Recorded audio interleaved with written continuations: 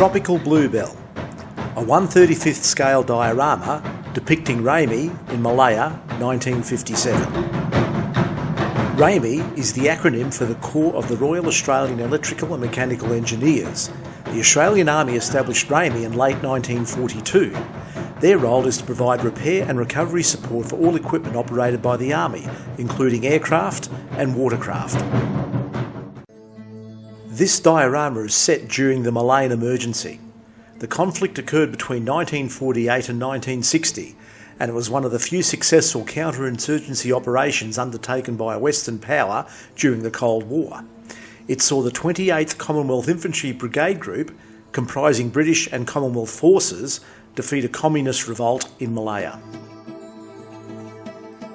RAEME provided recovery and repair support to Australian Army units in Malaya by deploying light aid detachments, otherwise known as LADs.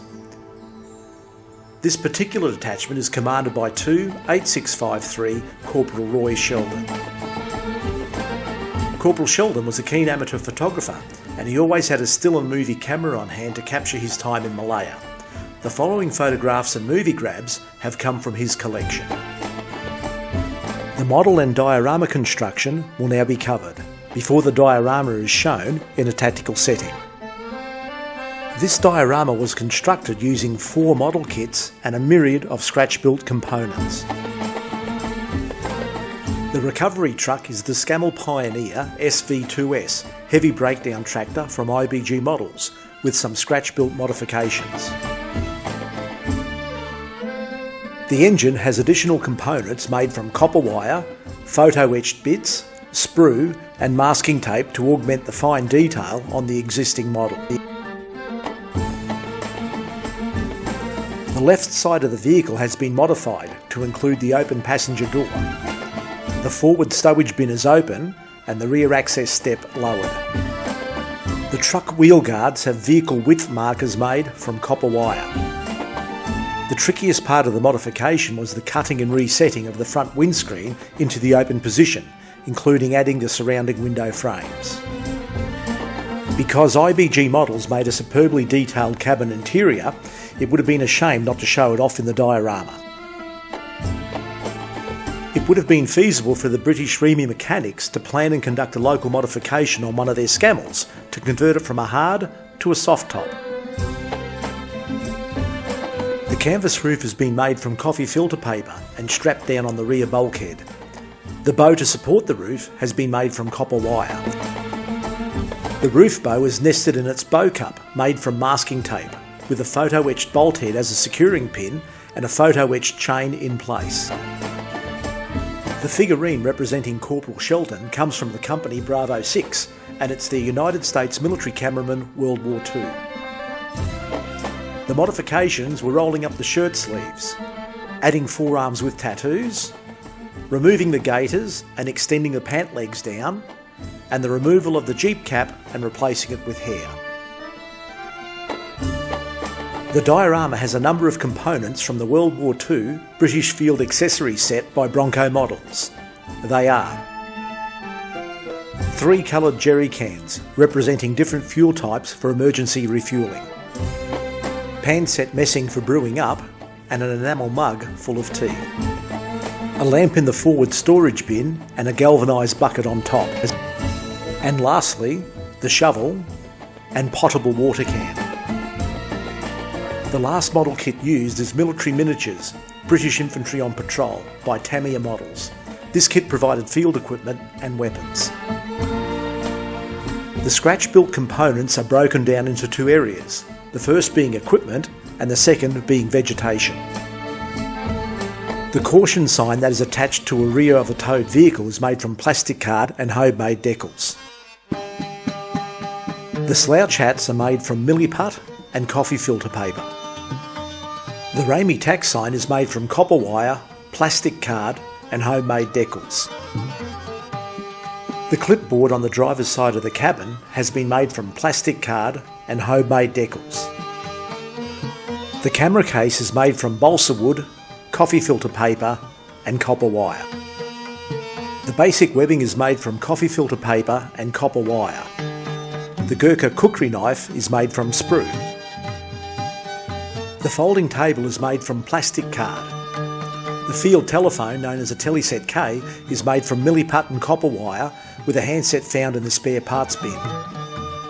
The Carnation milk can and Tetley tea box are made from milliput with homemade decals. The folding camp stool is made from copper wire and coffee filter paper. The AM civilian radio is made from milliput. The radio's wooden veneer are homemade decals. The battery powering the radio is made from milliput, plastic card, sprue and homemade decals. The annex is made up of 3 parts. The annex poles are made from bamboo skewers and copper wire. The tent pegs are made from plastic card and the canvas tarpaulin is made from coffee filter paper. The pressure stove is made from milliput, sprue, plastic card and photo-etched nuts. The vegetation on the diorama is made from a number of components, the first being static grass, laid in lengths of 2, 4 and 6 millimetres, with various colours. The quandong tree's leaves are fabricated from coffee filter paper using a dragonfly craft hole punch. The head and abdomen were removed, leaving the wings. Each set of wings represents a clump of leaves, and they were glued individually onto the tree. The tree and branches are made from sticks that come from a paperbark tree. The heads from the dragonfly punch have made the leaves on the blue pea vine, with the vine stem being made from copper wire. The abdomens from the dragonfly punch have made the leaves for the dandelions. Individual dragonfly wings have made the leaf litter from the quandong. Clumps of grass have been formed by offcuts of hemp rope, which has been teased out. The puddles on the track have been made with resin and brown pigment. Wet soil around the puddles have been painted with an even mix of PVC glue and water. The swordgrass is made from coffee filter paper and lengths of coconut husk fibre dipped in white flocking. The acacia tree stumps are made from paperbark branches. The orange fungi is made from drops of resin cut in half. The egg magnolia saplings were made from coffee filter paper by using a small leafed craft hole punch to make individual leaves. Each leaf was folded slightly and then glued onto a twig that was found in the garden. The small nerve plants are made from coffee filter paper. The monstera plant has been made from coffee filter paper, copper wire fronds for shaping the plant and a milliput plant base to mount the leaves. The red spider lily is made from copper wire dipped in red flocking powder. The small shrub is made from a teased out piece of thick hemp which has been dipped in finely chopped green painted foam rubber. The palm trees add height to the diorama and give a sense of being in the tropics. Each individual palm frond is made from 2 sheets of coffee filter paper with a strand of copper wire in between to provide shape and also to fix to the trunk. The trunks of the palm trees are made from the textured stem of the nandina plant. And finally, the small broadleaf plants are made from brindii prickles stuck together to form a bush. Now, let us place the diorama in a historically accurate setting. The following information regarding dates, times, unit locations, company boundaries, artillery rounds fired and the grid squares that were fired upon have been taken directly from the Commander's War Diaries of the 2nd Battalion, the Royal Australian Regiment and the 105th Field Battery, Royal Australian Artillery. The digital copies can be accessed through the Australian War Memorial. It is Thursday, 14th of March 1957. 2RAR is conducting Operation Shark North, which is a search and security operation in the north of Perak to defeat the communist terrorists.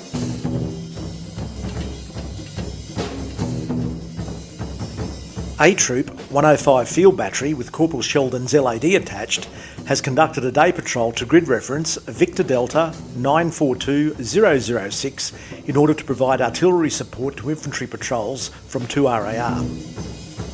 A Troop arrived at Union Kongsi Rubber Plantation and commenced occupation. The troop commander sighted the 25-pounder guns on a part of the estate that had been cleared of vegetation in 1948 in preparation for expansion. The sequence of occupation commenced with the recce party driving off the main road and creating a ring road for all other vehicles to follow. As each area was sighted, the recce commander would place a tack sign on a post to signify where each group would be located. As each packet in the convoy arrived at their location, they would quickly drop off their guns, ammunition and equipment and relocate their vehicles to the wagon lines. Here you can see where the RAEME LAD was sighted off the main ring road and where the Scammel was reversed into its position, knocking over a rose magnolia sapling and crushing a rotting log. As some of you may know, the Australian Army did not employ Scammels as their recovery truck in Malaya.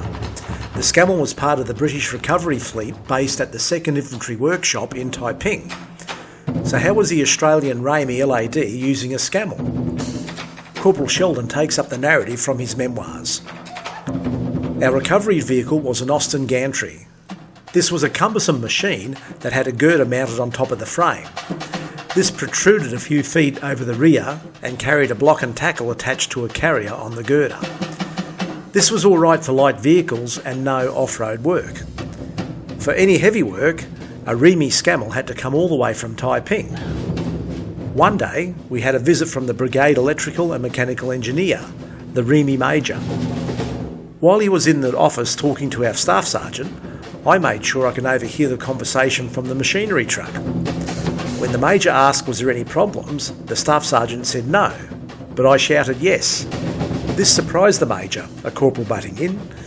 He did the right thing though, and invited me to have my say. I showed him the recovery map on the wall and pointed out that we had the biggest recovery area in the country, extending right up to the Thailand border. I also stressed that if someone was trapped under a heavy vehicle, they would be dead before a heavy wrecker from Taiping could assist. He agreed with that and asked me what I wanted. I said a Scammel in place of the Austin. And that was that. Corporal Sheldon and his number 2 quickly established their position within the wagon lines. They reversed the Scammel into its allocated position. The top of the boom picked up a quandong branch as it was being manoeuvred back. Seeing that they were professional tradesmen before soldiers, ask any RAEME craftsman, it was their right to be comfortable if they were going to be out for the day. They got their stores from the rear of the truck and the forward storage compartment and set up on the driver's side of the wrecker. The day was cloudy with low humidity, so they made the decision not to erect the canvas annex, but to have it pre-positioned just in case of rain in the afternoon.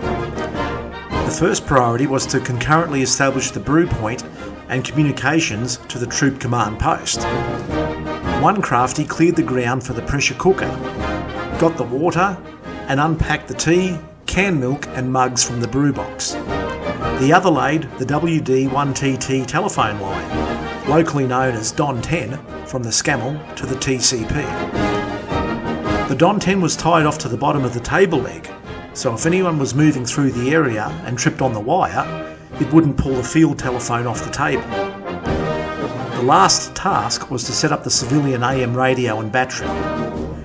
This was a valve-operated AWA radio with a shortwave capability made in the 1940s. It was primarily used for tuning into the shortwave transmissions from Radio Australia for the latest news, sport and some music programs. This is the point in time where we find Corporal Sheldon filming the guns in action against the communist terrorists, whilst his craftsman offsider is off with his brew and camp stool chatting to the medic.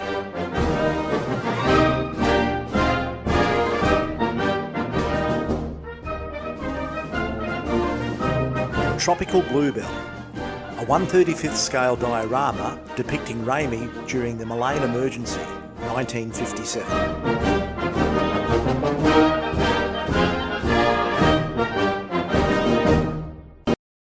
The soundtracks played are Drum by Ballet Ballet, Zapin Galit by Panglima Babua Hitam, Ghazal by the Fadzil Ahmed Ensemble, Gendang Silat Kedar, Drum by One Malaysia, and Lily Bolero, The Quick March of RAEME.